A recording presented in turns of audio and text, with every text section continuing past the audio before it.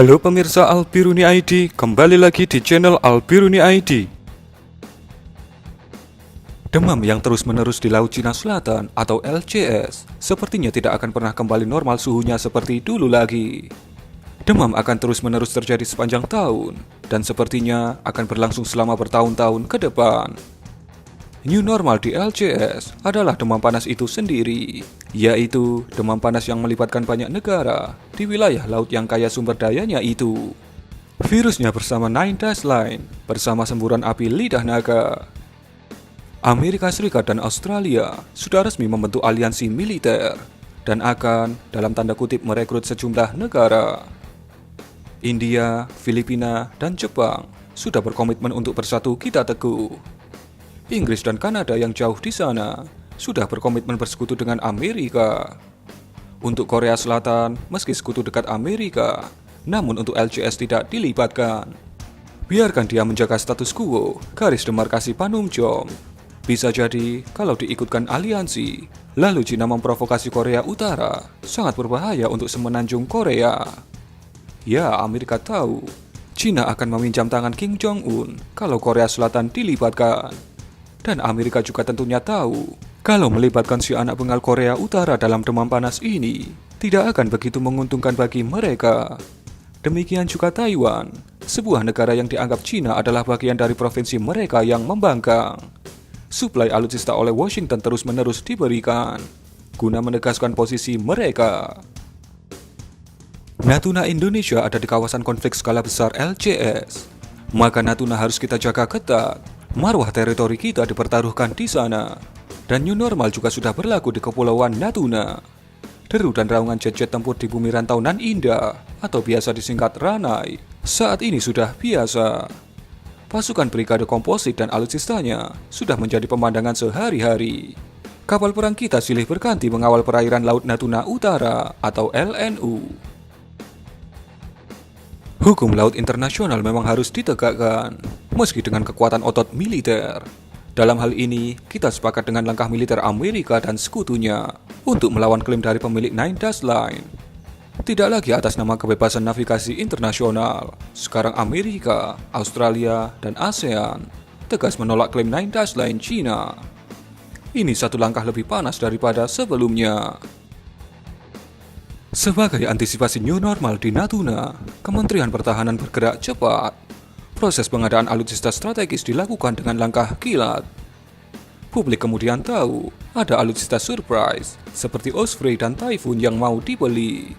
Kemudian yang terakhir, rencana pengadaan rudal anti kapal BrahMos dari India. Sebenarnya, saat ini banyak paket pengadaan alutsista yang sedang berproses di Kementerian Pertahanan. Misalnya pengadaan kapal perang Ever dan lanjutan PKR 10514. Juga pengadaan jet tempur F-16 Viper, pesawat Hercules, pesawat tanker, pesawat pengintai, helikopter Apache, radar, peluru kendali NASAMS, tank amfibi, dan MLRS. Industri pertahanan dalam negeri, baik BUMN maupun swasta, juga kebagian proyek.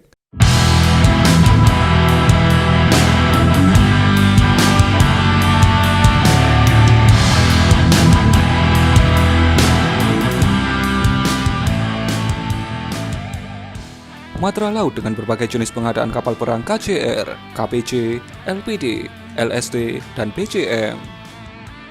Matra darat dengan proyek tank Harimau, Bushbuster, Panzer Cobra, dan Panzer Anoa. Matra udara dengan proyek helikopter Panther, Caracal, dan UAV. Semua industri pertahanan sedang mekar-mekarnya, terutama 10 tahun terakhir. Semuanya dalam bingkai program Minimum Essential Force atau MEF selama 15 tahun, dari tahun 2010 sampai dengan tahun 2024. Program MEF yang digagas dan dimulai oleh Presiden SBY sebenarnya sudah mengantisipasi potensi konflik di LNU atau Laut Natuna Utara. Namun, agresivitas Cina selama semester 1 tahun ini dengan memprovokasi negara-negara yang bersinggungan dengan Nine Dash Line-nya menjadikan LCS demam tinggi. Padahal seluruh dunia sedang dilanda pandemi COVID-19, tiba-tiba Cina mempertunjukkan otot militernya. dunia tersentak, dan kita pun juga. Itulah sebabnya Kementerian Pertahanan disibukkan dengan crash program pengadaan alutsista. Kalau kita melihat dan mengamati kesibukan tak biasa dan terus-menerus di ruang Komando Kokap Wilhan 1, kita semakin paham akan perlunya penambahan alutsista matra udara dan laut. Sungguh betapa bergunanya radar canggih Vera NG, radar Weibel X-band yang sudah terpasang di Natuna. Betapa berharganya Skuadron 51 UAV di Pontianak yang mengirim sejumlah UAV ke Natuna. Betapa pentingnya 3 skuadron F-16 dan Hawk yang ada di Pekanbaru dan Pontianak. Tapi itu semua belum cukup. Jelas belum cukup, karena kita masih berjuang di wilayah minimum essential force. Belum mencapai target minimum. Lalu ada hotspot berkepanjangan di Natuna. Jadi kita harus segera mendatangkan alutsista strategis secepatnya. Typhoon Austria salah satu pilihan. Barang sudah ada dan masih sedikit jam terbangnya. Anggap sajalah percepatan pengadaan alutsista Kementerian Pertahanan sebagai langkah new normal. Biasa saja menyikapinya. Gak usah misu-misu soal Typhoon dan Osprey. Masih akan banyak kejutan lain soal pengadaan alutsista. Prediksi anggaran khusus alutsista ke depan ada di kisaran angka 24 miliar dolar.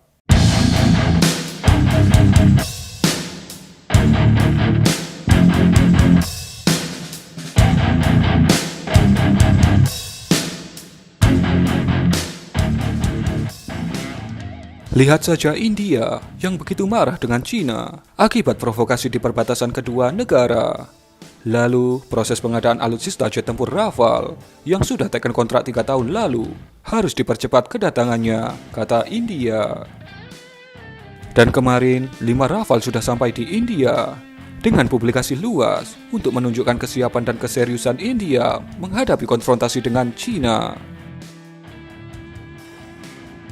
Hotspot Natuna adalah pertaruhan marwah teritori kita. Geliat pencapaian MEF dan percepatan pengadaan alutsista adalah new normal. Kita lihat gerak cepat Menhan berkunjung ke beberapa negara produsen alutsista, terakhir ke Turki dan India. Tujuannya untuk memperoleh alutsista berkualitas dengan harga sepantasnya. Komitmen Prabowo yang patut kita apresiasi adalah meminimalisasi markup pengadaan alutsista. Investasi pertahanan setara dengan investasi ekonomi, karena investasi pertahanan sejatinya untuk menjaga kelangsungan dan kesejahteraan ekonomi sebuah negara. Belanja pertahanan adalah dalam rangka membangun sistem kekuatan pertahanan agar bisa disegani. Dengan itu, pertumbuhan ekonomi dan kelangsungan menuju kesejahteraan menjadi salah satu pijakan kepercayaan diri. Mari kita harus perkuat keduanya. Menurut Anda, apakah new normal Laut Cina Selatan ini akan menjadi new theater for open war? Berikan jawaban Anda.